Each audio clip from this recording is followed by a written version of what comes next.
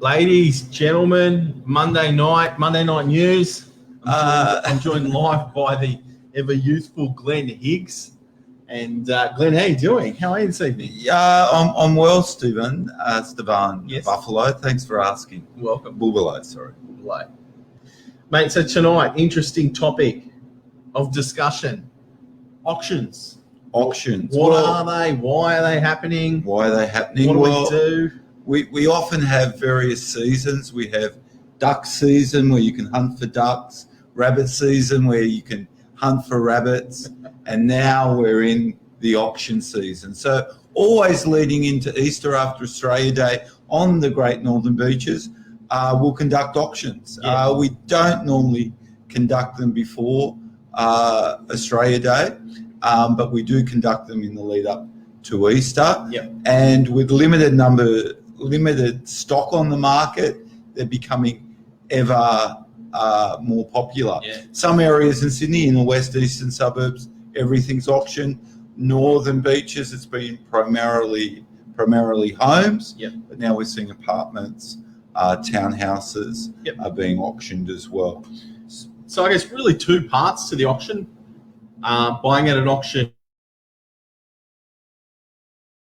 and selling at an auction. Yes. Let's tackle, where do you want to start, Glenn? Buying or selling? I think let's start at buying. Buying.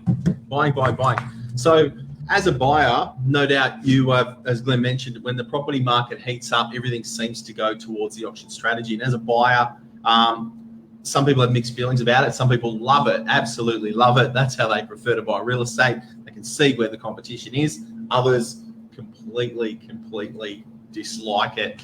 We'll try to avoid it. We quite often hear buyers say, look, I'm not coming. If it's an auction, I'm not going to come. Glenn, what are your thoughts on buying?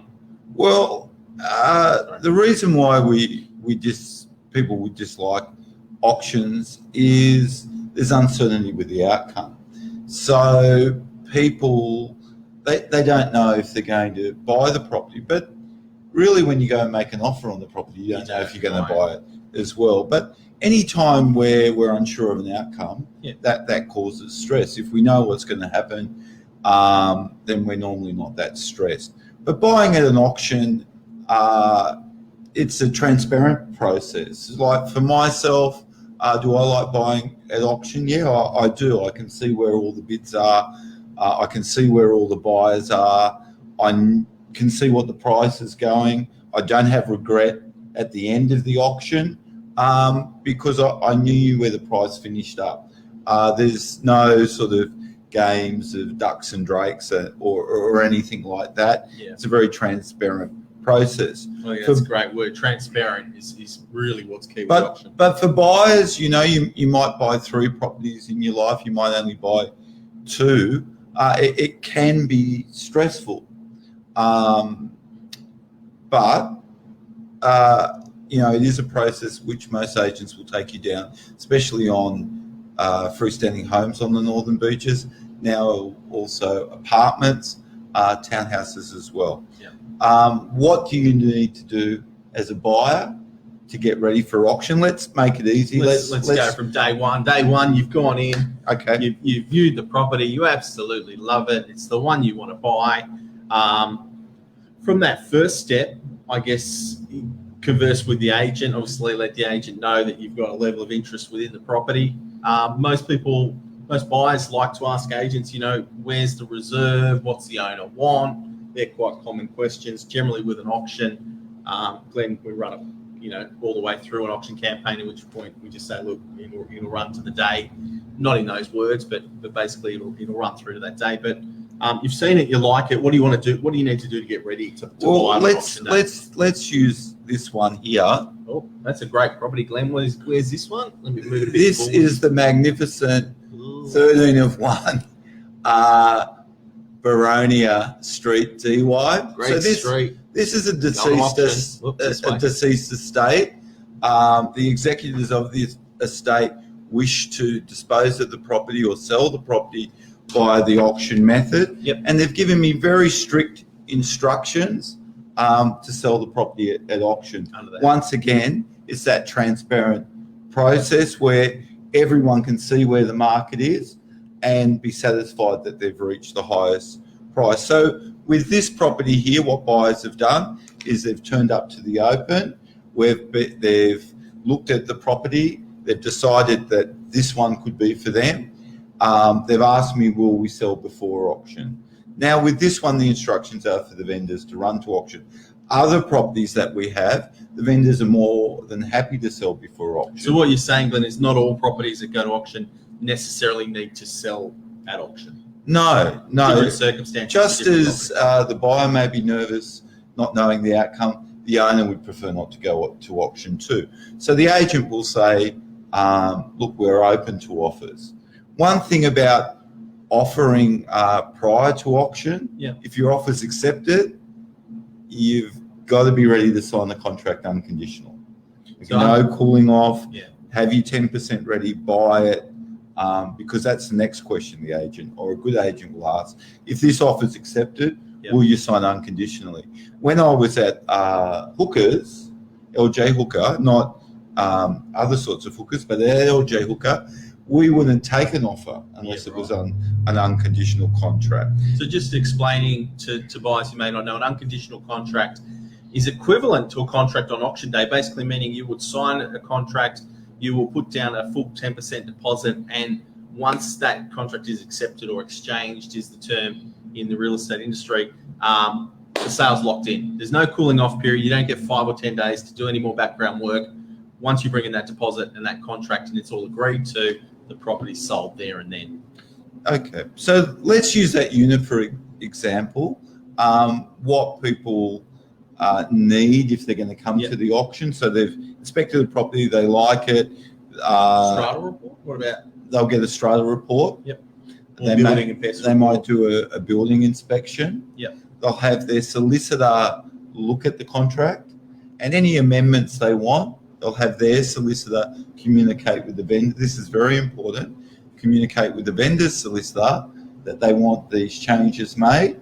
They might want to pay 5%. They might want a 6-week settlement instead of, a 4-week settlement instead of a 6-week settlement. And all those changes have to be in writing and agreed by both parties. And this has to be done by when, Glenn? Well, prior to the auction? Always prior to the auction. Okay. So any changes you're making to the contract need to be discussed by both your solicitor, the seller, or the vendor's solicitor, and agreed to before you come on the day to start putting your hand up. Correct. Okay, cool. Correct. Good. Okay, so you like the property, you've got the strata report, you've got the contract, you've had the changes made. Auction day, auctions mean action. So what's the action going to be on the day? That's what I learnt when I was in the Special Auction Police. Oh, Special Forces. Special Forces Police. Auction Police. Auction Police. Sorry, where were we? Auctions mean action. Auctions mean action. So basically, look, Glenn, let me take control now. We've seen the property. We've done all our background checks. We've had our any amendments or changes that our solicitor or ourselves wish to make to the contract have been discussed and agreed. And now we're at the day of the auction. We've turned up. We need to, once we do turn up, if you are looking to bid, you will need to find the agent and register to bid. What that basically means is the agent will need to take your details of the person who will be bidding. If you are bidding on behalf of somebody else, there is other documentation you'll need to provide. It's a bidder's authority, but a few other documentation, which if you've got someone bidding for you, you'll need to give them the authority and they'll need to bring that. And to register, do I need identification? Identification. So generally most agents work on a license. If you've got 2 or 3 different forms, all the better of identification. But essentially you'll come, we'll register, take your details. License, passport, Medicare card, rates notice, police badge. If you've got a police badge, you can use that. What's that say, Glenn? Special police. Oh, special. Special auction police. Right. So you want to have everything with you. And of course, you want to make sure that if you are the successful bidder, you've got a form of payment. So a 10% check you want to bring with you. If you can, a bank check is more preferred. Yep. Bank check is preferred. Look, some companies that will be auctioning, they'll have a capacity where you can pay online instantly. You may transfer money into a trust account prior to auction. What about Bitcoin? Have you ever heard of anyone buying probably Bitcoin? What's the guy's name? Elon Musk. Elon Musk. Elon Musk. He's selling cars with Bitcoin. Is Yes. There you go, guys. Yes. So you bring your Bitcoin if you know how that works. Yeah. So that's how you would attend. Search a property, go to the open, do your due diligence, turn up on the day to buy the property under auction conditions.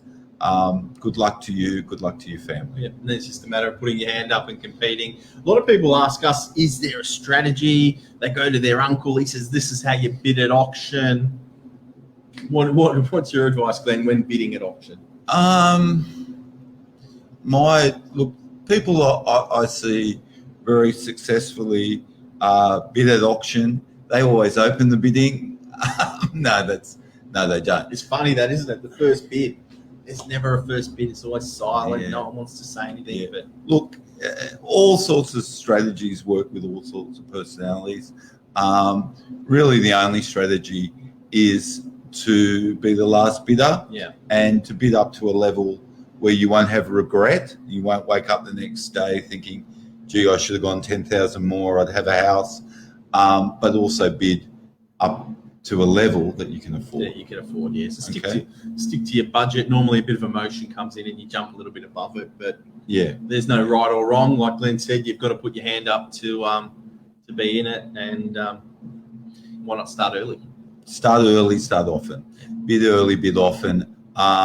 Look, starting early, the auction will get underway. We normally have a minute's silence at the start of every auction why no one wants to bid. However, in this market, stalling tactics or not bidding, the properties are getting sold. Record clearance rates of 87%, surpassing the boom of 2017, surpassing the boom of 2003, surpassing the boom of 1820 when I first started in real estate. So to recap, a few different steps if you are attending the auction, but also be mindful to ask the agent if they would sell prior, because just because that property is advertised, has been indicated to be running to auction, doesn't necessarily mean that they won't consider selling prior to. So one part we talked about the buyers. Let's talk about sellers. So why would you sell a property at auction as opposed to a what we call a private treaty or a for sale type of a strategy on the marketplace? Glenn, obviously, as agents, it's great for us. It gives us, generally 3, 4, sometimes 5 weeks of open homes. Gives us a chance to meet more people, build better relationships with you, and if this isn't a successful home for you, help you with further property we may have coming up. As a seller, Glenn, why were these guys so direct in saying, look, we want to run to auction with the sale of this apartment? Look, with a deceased estate, obviously you're getting transparency. There's can't be a question that the executor or the agent favoured one buyer over another. Limited stock, where you have multiple buyers, that competition will drive up the price. That's another argument. Bearing in mind, for every argument for selling at auction, people will have another argument why not to sell at auction. Another reason could be if a property is hard to value. That's true. Okay, so if something that's quite unique, it's got some really key features, and or even with the magnificent 13 of 1 Baronia Street DY. This was a property. It's an original property purchased in 1972. One owner, nothing spent on it. So it's the perfect blank canvas. And I think by taking that to auction, we're going to flush out the real price for the property. Comparable sales are a little bit hard. We've had 30 people look at the property over a 4-week campaign. We've advertised the property.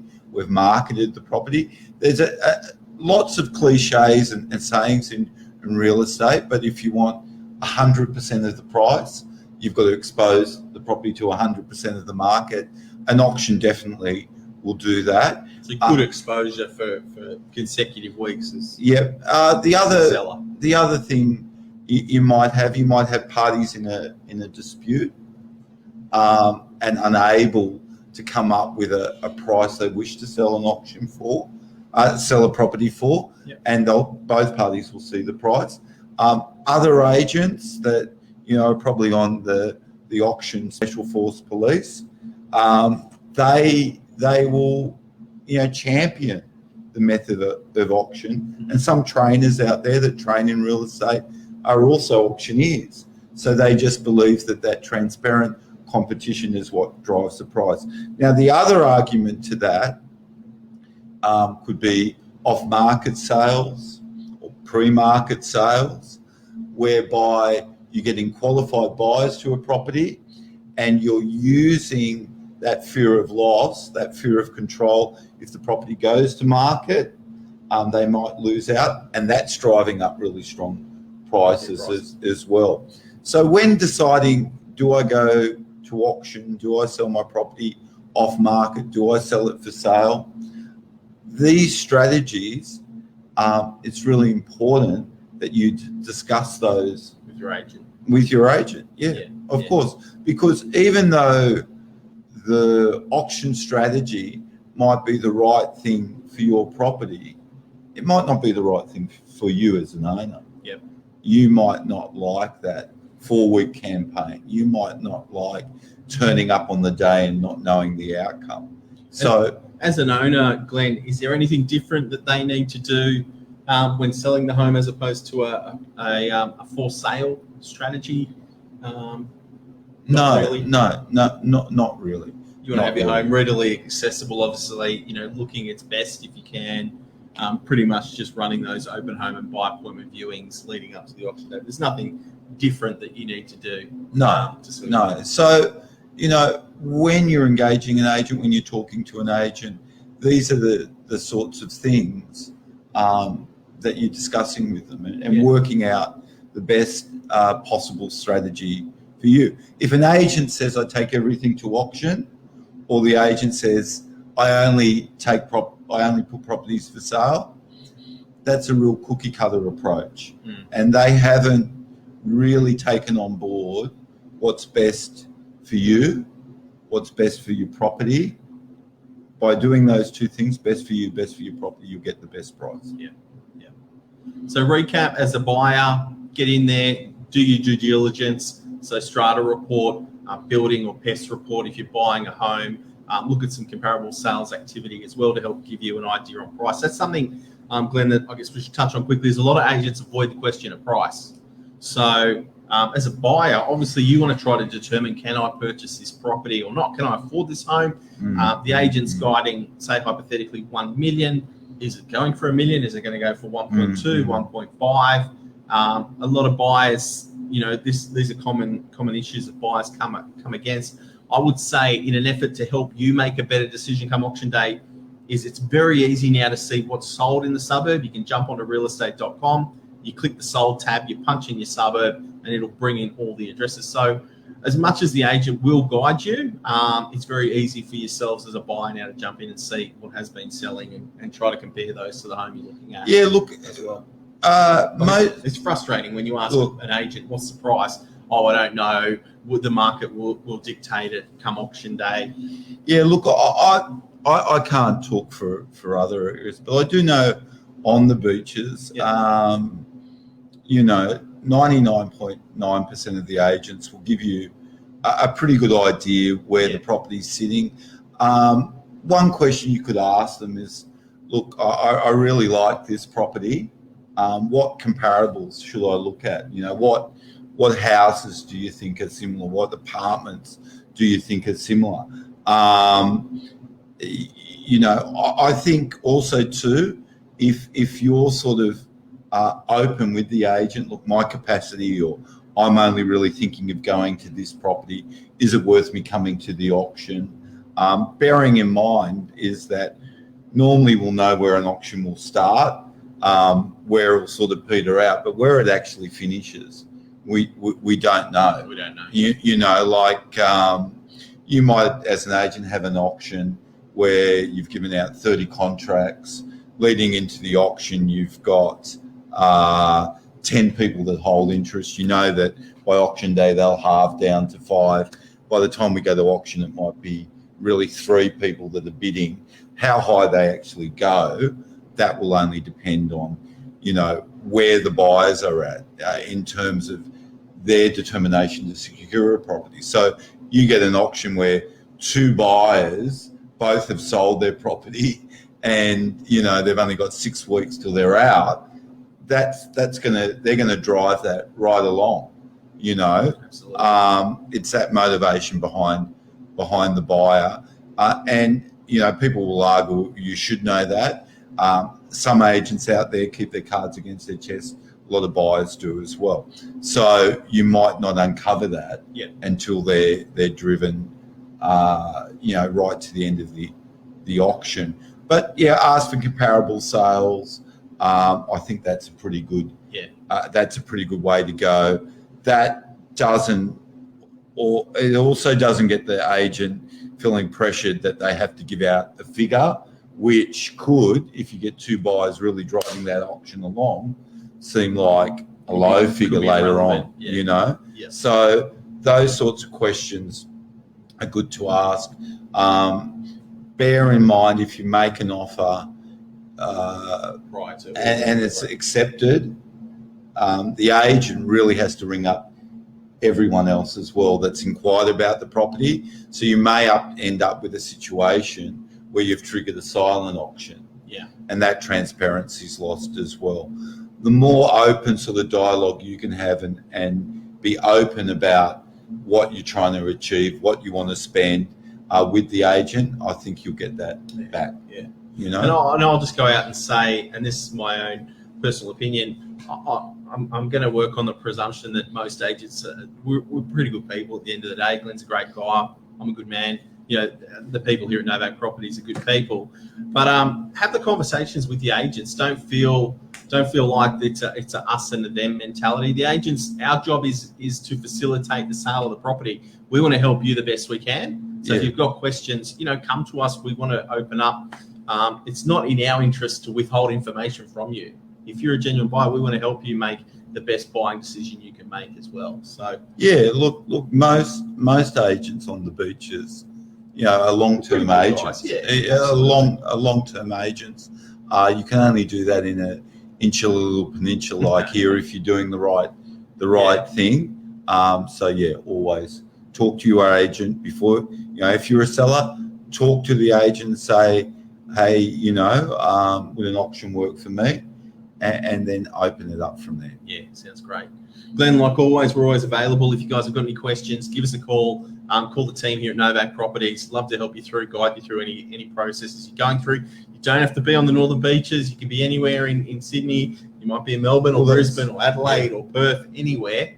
You know, we're more than happy to try to help you, you know, with the buying process during an auction campaign. Yep. All right. Good night. Signing off, Sergeant, signing off. And we'll see you guys soon. Thank you for joining us again on another Monday night. See you soon. Cheers. Bye. Bye-bye.